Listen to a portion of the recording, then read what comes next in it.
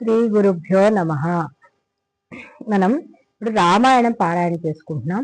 దాంట్లో సుందరకాండ పారాయణ చేస్తున్నాం. అయితే ఈ సుందరకాండలో హనుమంతుడు సీతమ్మ వారిని వెతుకుతూ అక్కడ సింసుపా వృక్షం కింద ఉన్న సీతమ్మని చూశాడనమాట. చూసేసరికి ఇంతలో అక్కడికి రావణాసుడు వస్తున్నాడు.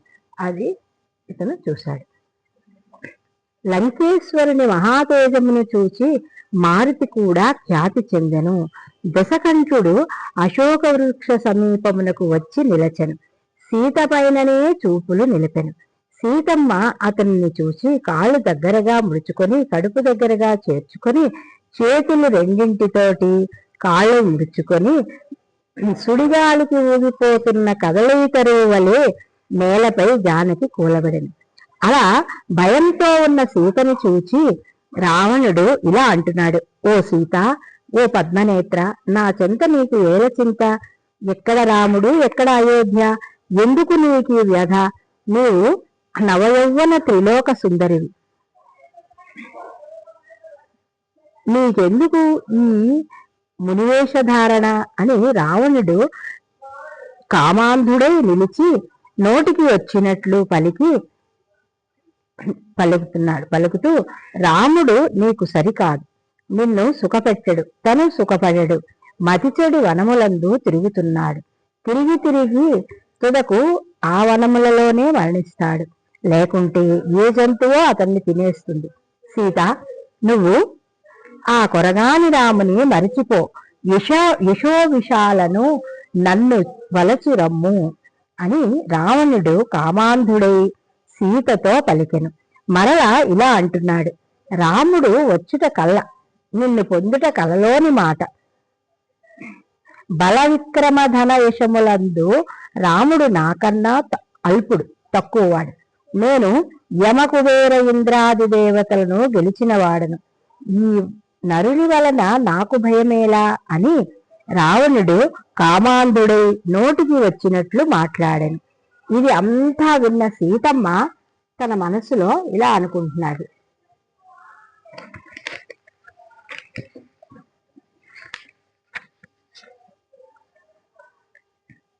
నిరంతరము పతినే మనమున తలుచుచు క్షణము ఒక యుగముగా కాలము గడుపుచు రావణ గర్వ మదమును త్రుంచి రాముని శౌర్య ధైర్యములను తలచుకొనుచు ఏడుస్తూ సీత ఒక గడ్డి పరకను త్రుంచి తన మధ్య ఉంచి, ఈ గడ్డి పరక కన్నా నీవు తక్కువ, రామునికి తక్కువ అని రామునికి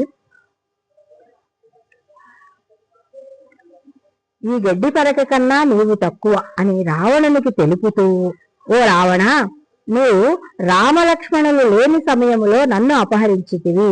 పురుషసింహము గాలికి చెదిరి పారిపోయినది, అలా పారిపోయిన ఒక కుక్కలాగా నువ్వు చేశావు.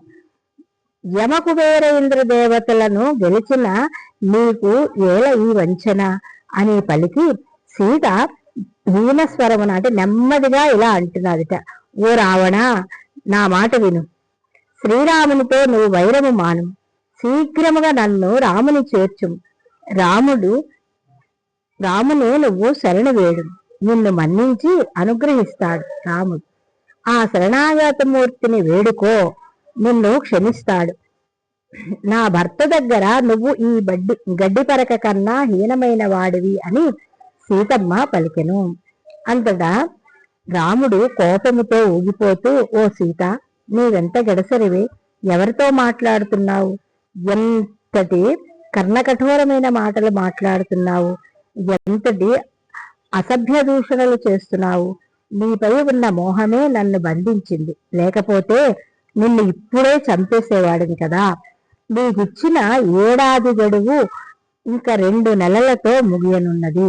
అంతవరకు నీ దగ్గరకు రాను, నీ బాగోగులు నేను తెలుసుకోను, నన్ను కోరుకొమ్మని నిన్ను బలాత్కరించను, ఆ తరువాత నిన్ను కనికరించను అని గర్జించి వెనుతిరుగుతుండగా సీత హీనస్వరమున ఇట్లు పలికెను: ఓ రావణ, నీ నాలుక తెగిపడదేమి?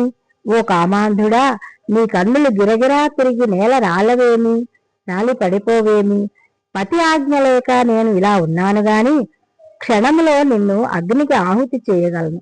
అని పలికెను.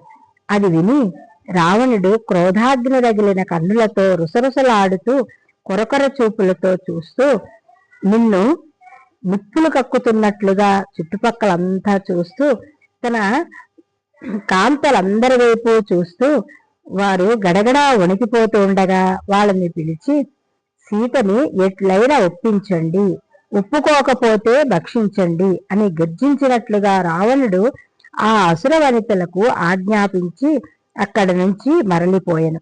ఇంతలో రాక్షస స్త్రీలలో ఒక రాక్షస స్త్రీ తోటి రాక్షస స్త్రీలను ఆవలికి త్రోసి, కావాలంటే నన్ను చంపండి, సీతనేమి అనకండి, నేను రాత్రి ఒక కల కన్నాను. అదేమిటంటే, అది దానవులకల్లా కూడా ప్రళయమే అని. త్రిజిత తన స్వప్న వృత్తాంతమును ఈ విధంగా చెప్పసాగెను. ముందుగా రాక్షస స్త్రీలు నల్లని వస్త్రాలు ధరించి రావణుడు, రాక్షస స్త్రీలు కనిపించారు. తరువాత రామలక్ష్మణులు కనిపించారు.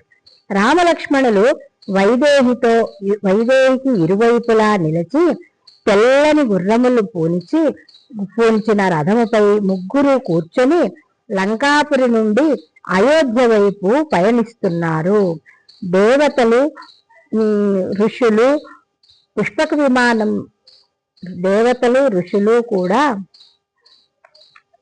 పుష్పవర్షము కురిపించగా, గంధర్వాదులు గానము చేయగా, బ్రహ్మాది దేవతలు ముందు నడువగా, రాముడు విష్ణు తేజముతో సీతమ్మను తీసుకొని కోటి సూర్య ప్రకాశవంతుడై వెడలెను అని త్రిజిట తన స్వప్న వృత్తాంతములు ఇలా తెలియచేశాను. అదే సమయంలో మరల త్రిజిట ఇలా అంటున్నది, అదే సమయంలో రావణుడు నల్లని వస్త్రములు ధరించి ఒంటి నిండా నూనె రాసుకొని నల్లని కలువలు చేత ధరించి పుష్పక విమానము నుండి క్రిందకి జారిపోయి ఒక స్త్రీ చేత ఈడవబడుచు వెళ్ళాడు. ఆపై ఒక ఒంటి మీద ఎక్కి దక్షిణ దిశగా వెళుతూ కనిపించాడు.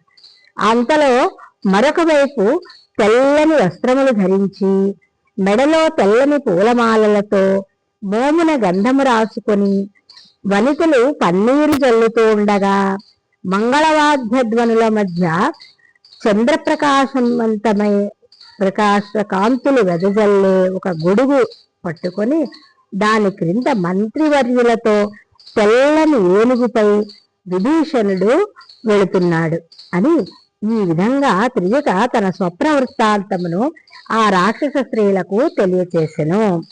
అంతటా త్రిజిట మరల ఈ విధంగా చెప్తున్నది,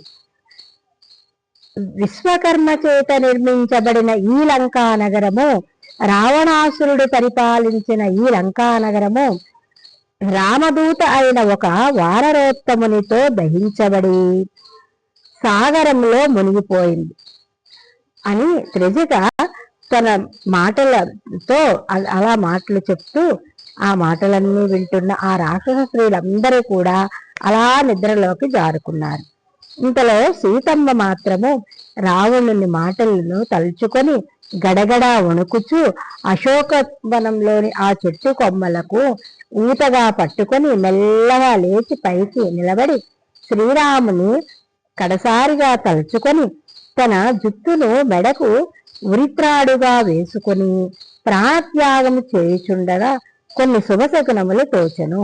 ఇంతలో హనుమ ఆమెను చూచి, సీతకు ఎంత దురవస్థ కలిగింది, నా తల్లిని నేను ఎట్లు ఊరడించగలను, నన్ను నేనెటుల పరిచయం చేసుకోగలను, ఏ మాత్రము నేను ఆలస్యం చేసినా సీతామాత ప్రాణములు ఉంటాయా అని ఆ చెట్టు కొమ్మలపై అటూ ఇటూ తిరుగుతూ నన్ను చూచి సీతమ్మ తల్లి చెదరక ముందే సత్యమైనది, పావనమైనది,